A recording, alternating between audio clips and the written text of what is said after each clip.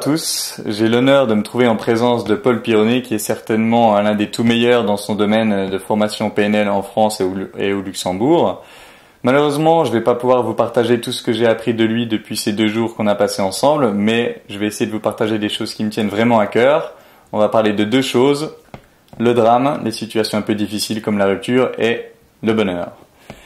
Alors Paul, déjà merci de m'accorder cette interview et je voudrais donc commencer. Bonjour à tous. Je voudrais donc commencer par le drame. Quels seraient ton ou tes trucs qui marchent pour faire le deuil d'un drame ou d'une rupture? La première chose, alors c'est toujours très compliqué parce qu'il y a un effet émotionnel qui va énormément soit rendre compliqué l'effet de deuil, soit le faciliter. Donc c'est pour ça que c'est des questions qui sont complexes. Si on me demande, moi, qu'est-ce qui favorise le plus l'acceptation d'un deuil, puisque c'est ça, en fait, se mettre en paix avec le deuil, c'est-à-dire accepter une règle, puisque le deuil, en quelque sorte, c'est une perte de quelque chose que j'aurais souhaité garder. Donc il y a un effet de perte, donc cet effet de perte génère de la peine. Et si je ne suis pas bien avec ça, c'est qu'il s'est passé quelque chose avec lequel je ne suis pas d'accord, en fait, au fond de moi. Donc il y a une forme d'injustice qui va donc en générer en moi peut-être de la colère. Et à travers ça, j'ai un deuil à faire puisque du coup il y a une perte. Donc le processus, en fait, il est complexe parce qu'il est profond. Si j'avais aujourd'hui un conseil simple à donner, pour moi, c'est l'acceptation, mais une fois qu'on a dit ça, on n'a pas dit grand-chose.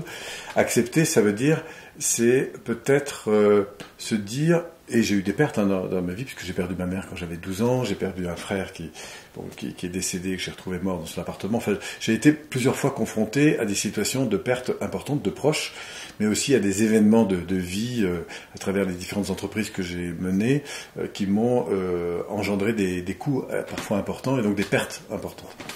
Mais à chaque fois, ce qui m'a aidé, moi, c'est pas seulement se dire, bon, j'accepte, c'est pas suffisant, mais c'est de me dire, qu'est-ce que cette situation me révèle, en fait, que je n'ai pas encore saisi d'important. Je prends l'exemple de ma maman, que j'ai perdue il y a 12 ans, c'est clair que j'ai vécu un drame à ce moment-là. Mais la réalité, c'est que derrière ce drame, eh bien, il y a aussi énormément de choses auxquelles j'ai pu accéder, que je n'avais pas du tout émotionnellement connecté à ce moment-là. Mais avec le recul, je peux pas vous dire aujourd'hui si ça a été un événement positif ou un événement négatif. C'est-à-dire que aujourd'hui, je me sens vraiment en paix avec ce qui s'est passé. Et ce qui m'a aidé le plus dans cette dimension, c'est cette question qui consiste à me dire, et c'est cela que je suggère, qu'est-ce qui, dans cette situation que j'ai du mal à accepter, y a-t-il un cadeau caché? Et si oui, parce que je crois qu'il y en a un dans tout, situation si dramatique soit-elle, quel est le cadeau caché et qu'est-ce que je vais tirer de positif de cette situation? Qu'est-ce que cette situation me permet d'apprendre, de comprendre, de gérer? Et en fait, qu'est-ce qu'elle révèle de positif pour moi?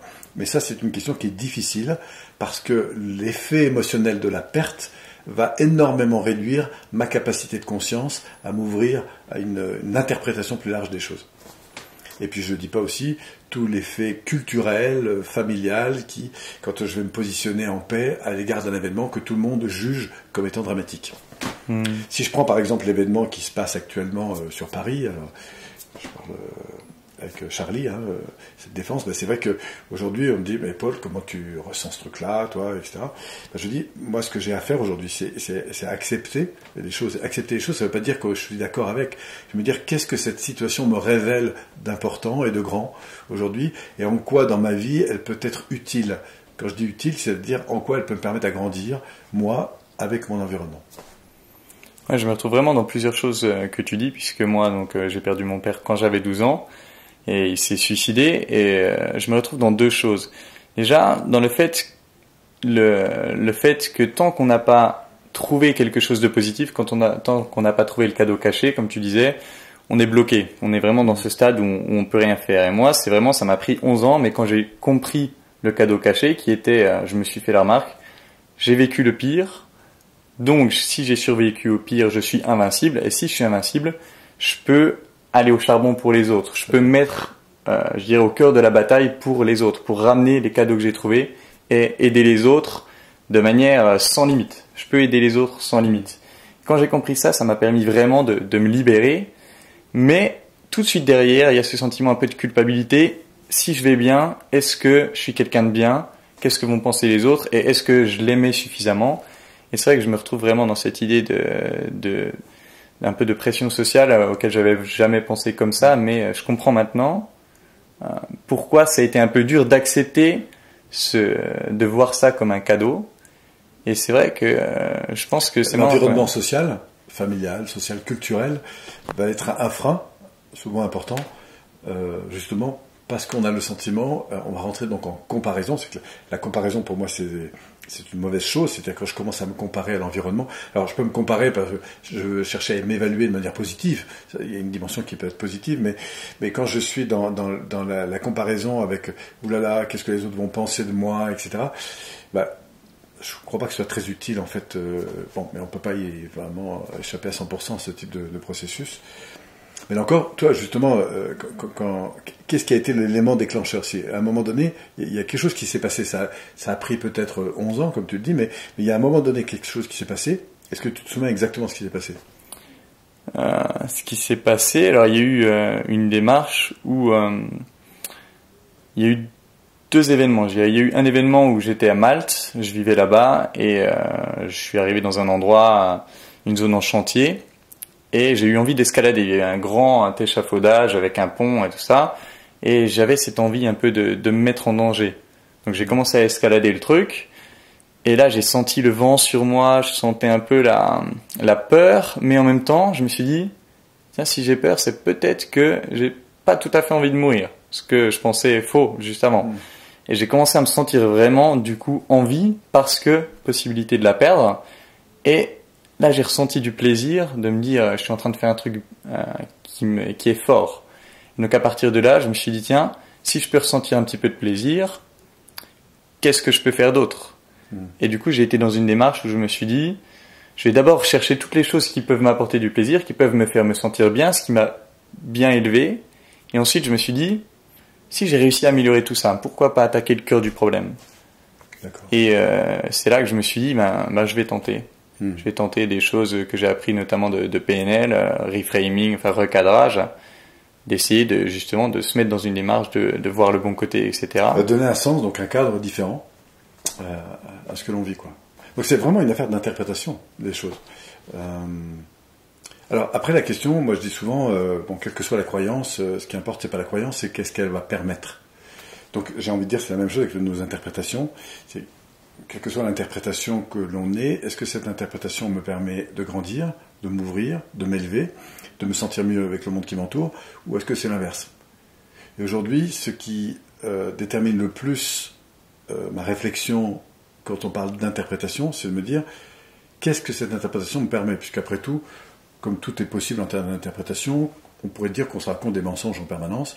Donc la question n'est pas de savoir si on a un mensonge ou pas, mais est-ce que ce mensonge finalement est aidant et élevant, ou est-ce que celui-ci me limite? Et c'est ça que je trouve intéressant, puisqu'on ne peut pas avoir conscience de tout. Donc l'idée c'est de dire, est-ce que la conscience dans laquelle j'entre est une conscience qui m'aide, qui m'élève, ou qui m'aide à me sentir mieux avec mon environnement, et pour lequel je vais tirer des profits, ou est-ce qu'au contraire je suis plutôt dans un mode de culpabilisation, de dévalorisation, de moi, des autres et du monde.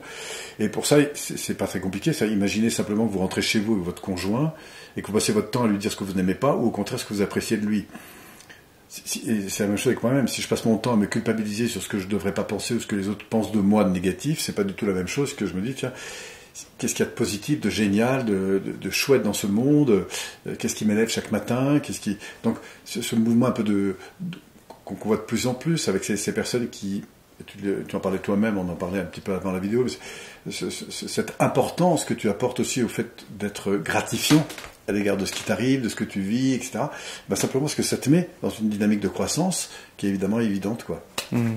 Donc voilà, le point pour revenir sur quel conseil face à une perte importante, que ce soit un proche, que ce soit un conjoint, que ce soit, ou des drames, quels que soient les drames, pour moi c'est cette notion de me dire qu'est-ce que cette situation peut me permettre d'apprendre, de comprendre, d'intégrer, qui soit positif pour moi, pour les autres et pour le monde.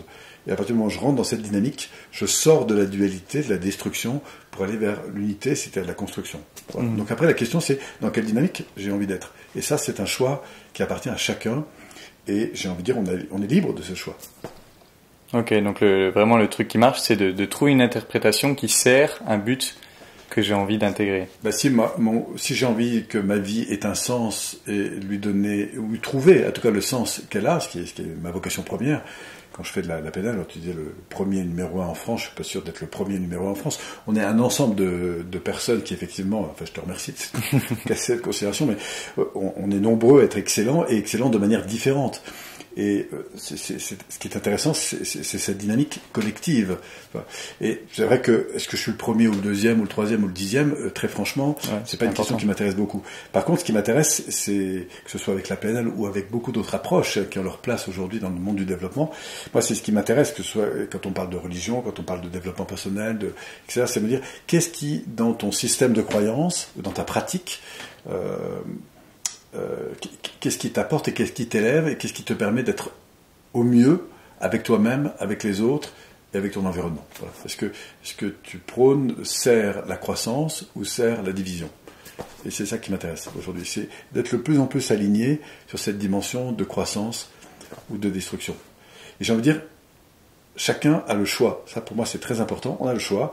C'est-à-dire que si les gens ont envie de se dévaloriser ou de culpabiliser les autres ou de faire péter des bombes, c'est leur affaire, c'est leur choix, c'est leur karma, c'est leur histoire. Et de toute façon, le monde est fait à la fois de bonnes choses et de mauvaises choses. Donc après, les évaluer, c'est en soi les diviser. Donc oui, il y a des mauvaises choses, il y a des bonnes choses. La question, c'est se dire, quand il y a des mauvaises choses, il y a des choses qui sont difficiles à accepter, c'est en quoi cette difficulté peut permettre de grandir. Et c'est ça pour moi qui fait le succès d'une situation. Ok, super. Merci beaucoup d'avoir répondu à cette question et je vous invite vraiment à aller sur son site. Vous verrez, je vous mettrai le lien dans la description. Il y a des tonnes de ressources gratuites qui sont super. Moi, j'ai notamment vu ça série de 20 vidéos qui permettent vraiment d'apprendre des tonnes de choses précises de qualité. Et pour les plus ambitieux, allez le voir en séminaire aussi, ça va être quelque chose de fort. C'est quand le prochain? J'en ai régulièrement, tous les mois. À Lyon, les séminaires, c'est des séminaires de 3 jours. Effectivement, on travaille sur les grands fondamentaux qui permettent justement de rentrer dans une dynamique plus positive et constructive au quotidien, dans sa vie, avec ses enfants, sa famille, son travail, tout ça. Donc sur des fondamentaux de PNL, mais qui regroupent énormément d'approches, à mon avis. Et puis après, on a des formations plus longues pour des gens qui voudraient aller plus loin, soit en termes de développement personnel ou en termes d'acquisition d'outils pour mieux gérer leur vie, que ce soit en tant que responsable, manager, leader, tout ce qu'ils veulent. Et puis après, on a des formations qui mènent au métier de l'accompagnement individuel, au métier de l'accompagnement collectif et au métier de la formation. Ok, super. Allez voir ce qu'il fait. Et si cette vidéo vous a plu, n'hésitez pas à vous abonner à ma chaîne, je vous mettrai le lien ici. Et on va tout de suite passer à une deuxième partie de vidéo qui traitera du bonheur. Et je vous retrouve sur la deuxième. Ciao, ciao.